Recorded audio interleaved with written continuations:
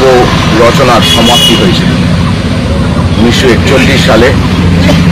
তিনি আমাদের ছেড়ে কবিগুরু রবীন্দ্রনাথ চলে গেছিলেন।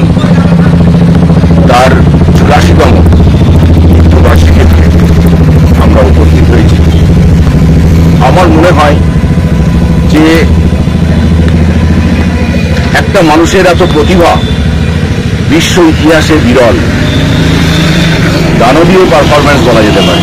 একটা মানুষ গল্প লিখেছে, কবিতা লিখেছে, উপন্যাস লিখেছে, গদ্য লিখেছে, ভ্রমণ সাহিত্য লিখেছে, থেকে শুরু করে গান লিখেছে, শেষে চিত্রশিল্পী। এই যে এত কিছু, তিনি সংসার সামলেছেন, তিনি জমিদারি সামলেছেন, তিনি শান্তিনিকেতন করেছেন, পরবর্তী ক্ষেত্রে সেটা বিশ্বভারতী রূপ পেয়েছে।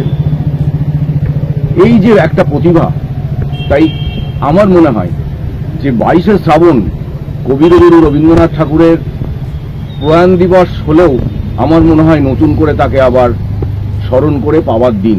কারণ রবীন্দ্র প্রতিভা সূর্যের মতন, যার কোনো শেষ নেই। আমি কবিগুরুকে প্রণাম।